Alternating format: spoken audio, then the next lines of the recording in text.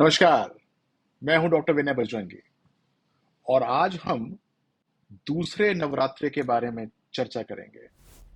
4 अक्टूबर सन 2024 को ये दूसरा नवरात्रा आएगा। यह दिन विशेष महत्व रखता है क्योंकि हम देवी दुर्गा के दूसरे रूप की इस दिन पूजा करते हैं और अपनी आध्यात्मिक यात्रा को आगे बढ़ाते हैं। इस 9 दिन हमारी आध्यात्मिक यात्रा जारी रहती है। आइए जानते हैं कि किस प्रकार से अनुष्ठान किया जाता है, इस दिन क्या शुभ होता है, क्या हमको करना चाहिए, क्या नहीं करना चाहिए।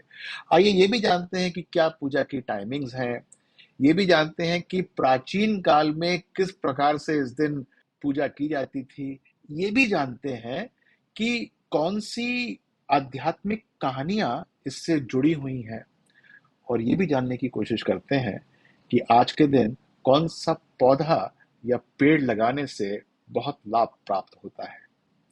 तो आइए करते हैं शुरुआत, लेकिन एक आपसे आग्रह करूंगा कि आपको ये वीडियो पूरा देखना चाहिए क्योंकि कहीं ना कहीं कुछ ना कुछ आपके लिए इसके अंदर लाभ की बात जरूर आपको दिखाई देगी।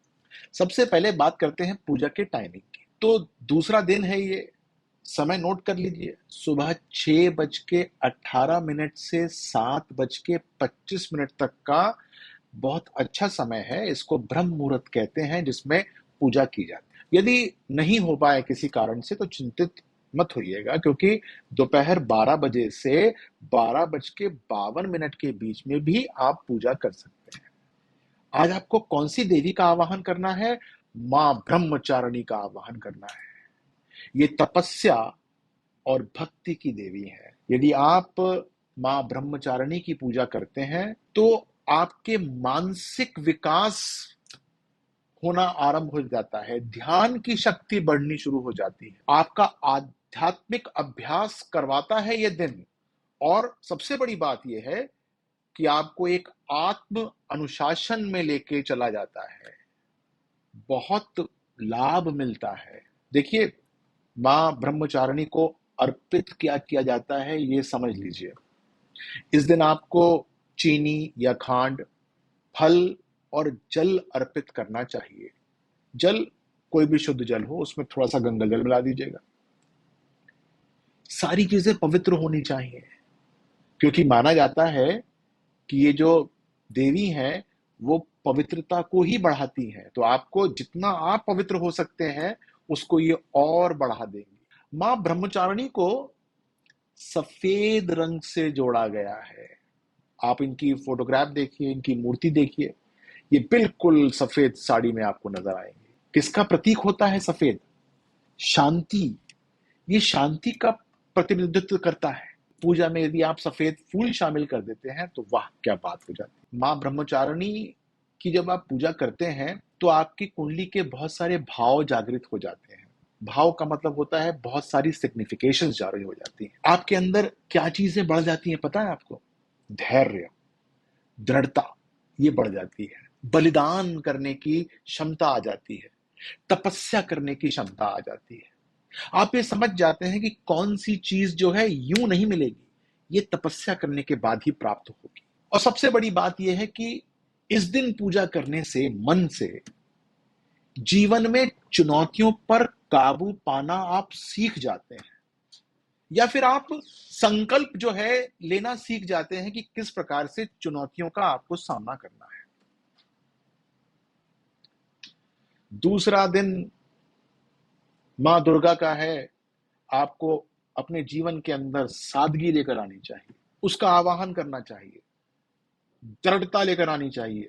आपको यह पता होना चाहिए कि यदि मैं कोई संकल्प लूंगा, यदि मैं कुछ संकल्प लूंगा तो मैं उसका जरूर अनुसरण करूंगा। ये तो पता होगा आपको कि मां ब्रह्मचारिणी ने भगवान शिव की किस प्रकार से खोज की थी, कहां कहां तक वो चली गई थी और कितनी विषमताओं को पार करने के बाद उनको भगवान शिव मिले थे।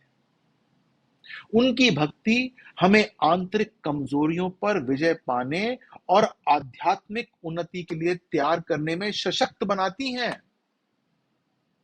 तो आज का दिन कितना पॉजिटिव हो जाएगा। आपकी जो ऊर्जा है वो कैसी है, और आपकी ऊर्जा जो है वो मानसिक अनुशासन ला भी सकती है कि नहीं। इस दिन जो है कोई पवित्र ग्रंथ पढ़ने का आप मन में संकल्प लीजिएगा, जरूर पूरा हो जाए। कुंडली में जहां भी चंद्रमा बैठा हुआ है, जो आपकी चंद्र राशि है, वो बैलेंस आउट हो जाएगा।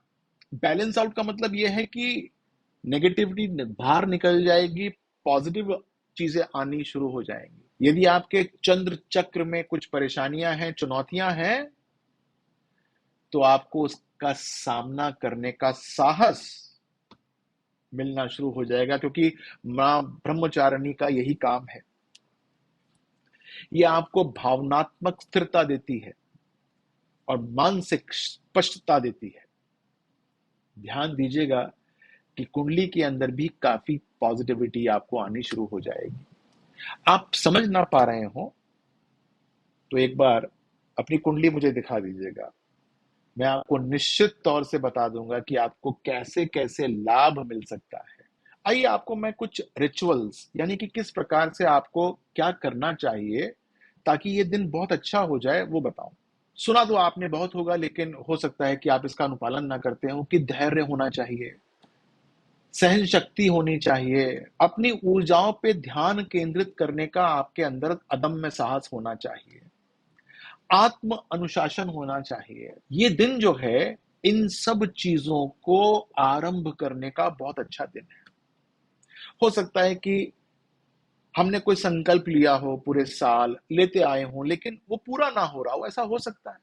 तो इस दिन लेने की कोशिश कीजिएगा, देखेंगे आप कि गजब तरीके से जो है वो होना आरंभ हो जाएगा। पहले नहीं हुआ ना, अब होना शुरू हो जाएगा। और सबसे बड़ी बात यह है कि लोग आपको ये कहना शुरू कर देंगे कि यार आप तो कुछ ज्यादा ही आध्यात्मिक हो गए हैं। आप व्यक्तिगत विकास को नंबर 2 पे रखते हैं और आध्यात्मिक विकास को नंबर 1 पे रखते हैं। शुद्ध घी का दीपक जलाएं इस दिन, और यदि कोई मिठाई का उपयोग कर रहे हैं तो वो दूध से बनी मिठाई होनी चाहिए, और जैसे मैंने आपको पहले बताया था कि सफेद फूल होने चाहिए। ऐसा करने से आपको लाभ ही लाभ मिलेगा। इस दिन ना कुछ बातें करनी नहीं चाहिए। ऐसा करने से आपके आत्मबल में कमी आती है। जैसे कि एक नेगेटिविटी नहीं होनी चाहिए, आपको अपने ऊपर संदेह नहीं होना चाहिए, आत्म संदेह तो बिल्कुल नहीं होना चाहिए। ध्यान दीजिएगा कि यदि एंजाइटी या डिप्रेशन की परेशानी है आपको, तो इस दिन पूजा करने से बहुत लाभ मिलता है, क्योंकि इस दिन जो है वो एक नई प्रकार की शांति मन में आती है। इस दिन आपको बहस या तनावपूर्ण स्थिति से बाहर निकल जाना चाहिए। और जैसे मैं आपको बार बार बताता हूं कि खाद्य पदार्थ वही खाइए जो आपके शरीर को सूट करते हैं। बहुत बार हमको पता होता है कि इसको खाएंगे हम परेशान हो जाएंगे, मत खाइए। निरामिष भोजन, नॉनवेज मत खाइए। और आज के दिन जब आप अपना रात को फास्ट भी तोड़ते हैं, तब मसालेदार खाना बिल्कुल मत खाइए। बिल्कुल नॉर्मल सात्विक खाने के ऊपर ही आपको आज ध्यान देना चाहिए। आइए मैं आपको बताता हूं कि कुछ एंशियंट प्रैक्टिसेस जो कि इस दिन से जुड़ी हुई हैं। देखिए, बहुत सारे ऋषि मुनि हुआ करते थे जो कि जब अपना तपस्या का आरंभ करते थे तो इस दिन से करते थे, क्योंकि उनको पता था कि इस दिन से जो भी काम शुरुआत की जाएगी वो पूर्ण हो जाएगा। तो आप भी, जैसे मैंने पहले बताया था कि कोई भी ऐसा काम जो कि हो ना पा रहा हो, तो इस दिन आप उसका संकल्प लीजिएगा। जो आपका लग्न है उसके मंत्रों का पाठ कर लीजिएगा। मानसिक दृढ़ता को बना के रखिएगा, क्योंकि मां ब्रह्मचारिणी आपको जरूर करेंगी आपका मार्गदर्शन। आइए देखते हैं कि हमको कौन से फास्ट रखने चाहिए। देखिए, ये मैं आपको बार बार बताता हूं क्योंकि फास्ट बड़े इंपॉर्टेंट होते हैं, क्योंकि वो जो है अपनी आत्मा का और अपने शरीर का शोधन करते हैं। तो सबसे पहले तो इस दिन आपको एक फास्ट ये रखना चाहिए, निर्जल, निराहार, कि आप फल और दूध उसके ऊपर केंद्रित होके आप जो है वो उपवास रख सकते हैं, लेकिन फल भी एक आध बार ही खाइएगा और दूध इत्यादि भी एक आध बार ही पीजिएगा, ज्यादा बार नहीं करना चाहिए। या फिर आप जो है फास्ट रख सकते हैं, उसको साबूदाना का व्रत बोलते हैं, यानी शाम के समय एक बार सूर्यास्त हो जाए तब आप एक समय साबूदाने से निर्मित आप खाना या फल खा सकते हैं। इससे आपका शरीर और मन दोनों ही शुद्ध होंगे और अपने आप उद्देश्य के अंदर सफल भी हो जाएंगे। लेकिन ध्यान दीजिएगा कि डॉक्टर के परामर्श के हिसाब से ही अपना आप फास्ट चुनें। बहुत सारे लोग जो होते हैं वो डायबिटिक होते हैं या जिनको कुछ ना कुछ खाना अवश्य होता है क्योंकि किसी न किसी दवाइयों पे होते हैं, तो ऐसे में अपने डॉक्टर से भी परामर्श लें। अब आता हूं मैं एक ऐसे सेगमेंट पे जिसमें आपको ये जानकर ऐसा जानकर आप अपने जीवन को अच्छा कर सकते हैं कि इस दिन मुझे कौन सा पौधा लगाना चाहिए। तुलसी का पौधा इस दिन लगाने से बहुत अच्छा लाभ मिलता है। कहीं से तुलसी का पौधा पहले ही ले आइएगा और आज के दिन सुबह आप उसको रोपित कर दीजिएगा। काली तुलसी होगी तो इसका जो पवित्रता है और आपकी भक्ति जो है वो और ज्यादा हो जाएगी। तो कृपया करके आप जो है इस पौधे का लगाने की सोचें, ये आपके लिए बहुत अच्छा रहेगा।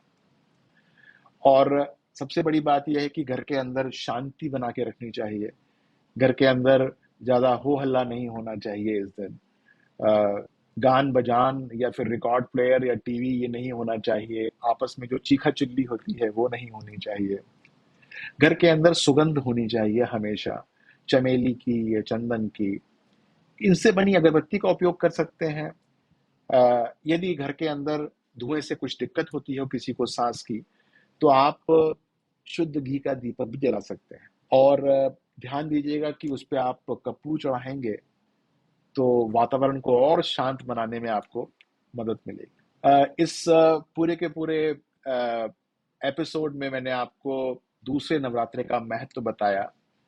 बहुत सारी चीजें मैं जो है वो मैंने सम्मिलित करने की चेष्टा की, लेकिन हो सकता है कि कुछ चीजें रह गई हों, कुछ चीजें आपके मन में जिज्ञासा का कारण बनी हुई हों, तो आप मेरे को नीचे कमेंट बॉक्स में लिख सकते हैं, मैं उसका आपको उत्तर दूंगा। दूसरी बात यह है कि यदि आपने अब तक मेरे को फॉलो नहीं किया है, मेरे चैनल को सब्सक्राइब नहीं किया है, तो कृपया करके कर दीजिएगा, क्योंकि मैं एक निश्चित अवधि में मेरी वीडियोज आती हैं और वो आपके पास ज़रूर पहुंचनी चाहिए। वीडियो को पूरा देखने का कोशिश कीजिएगा, क्योंकि आप जब पूरा देखेंगे तो जो जो छोटी छोटी बातें मैंने उसके अंदर अलग अलग जगह बताई हैं वो सब आपको जो है वो पता चलेंगी और आप उसके बारे में मुझसे विचार विमर्श भी कर सकते हैं। आपकी ये आध्यात्मिक जर्नी यूं ही चलती रहे नवरात्रों में, ऐसी कामना मैं माँ ब्रह्मचारिणी से करता हूँ। बहुत बहुत आशीर्वाद आप सबको, अपार शक्ति मिले आपको और आंतरिक शांति मिले। जय माता दी।